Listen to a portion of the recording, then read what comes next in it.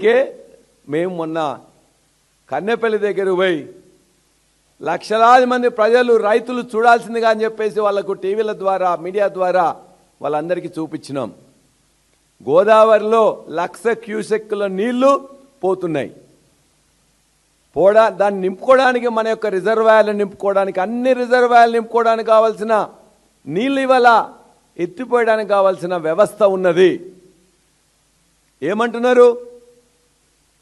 Sundilla reservoir బాగాలేదు, Annaram reservoir బాగాలేదు, అందులో కొన్ని లీకేజీలు ఉన్నాయి కాబట్టి మేము ఎత్తలేమని చెప్పేసి కుని రాగాలు వలుకుతున్నాడు ఉత్తమ్ కుమార్ రెడ్డి. ఉత్తమ్ కుమార్ రెడ్డికి ఏమీ తెలీదు. రేవంత్ రెడ్డికి కొద్దిగా తెలిసినా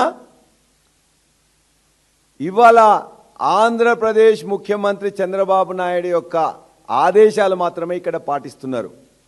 ముఖ్యమంత్రి రేవంత్ రెడ్డి కాదు, ముఖ్యమంత్రి రేవంత్ రెడ్డి ఏమన్నా కొద్దిగా అటు ఇటు చేస్తే వెంటనే తన యొక్క మనిషి ద్వారా మొత్తం కూడా కంట్రోల్ పెట్టుకున్నారు.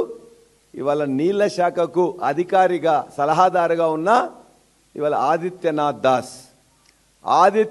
దాస్ ద్వారా తమకు కావాల్సిన నీళ్లను వాళ్ళు తీసుకొని పోతున్నారు. ఈ 1,00,000 క్యూసెక్కుల నీళ్ళు ఎవరికి పోతున్నాయి? ఆంధ్రప్రదేశ్ మాగాణాలు పండడానికి పోతున్నాయి. కన్నెపల్లి దగ్గర ఎత్తట్లేదు, అదేవిధంగా సమ్మక్క సాగర్ దగ్గర ఎత్తట్లేదు, సీతారామ సాగర్ దగ్గర ఎత్తట్లేదు. ఆ నీళ్లు చక్కగా ఇవాళ గోదావరి మాగాణానికి పోతున్నాయి. ఎవరి ఆదేశాల ప్రకారం? చంద్రబాబు నాయుడు ఆదేశాల ప్రకారం. ఎవరి ద్వారా పోతున్నాయి? ఆదిత్యనాథ్ దాస్ ద్వారా. మరి ఇక్కడ అధికారులు ఏం చేస్తున్నారు?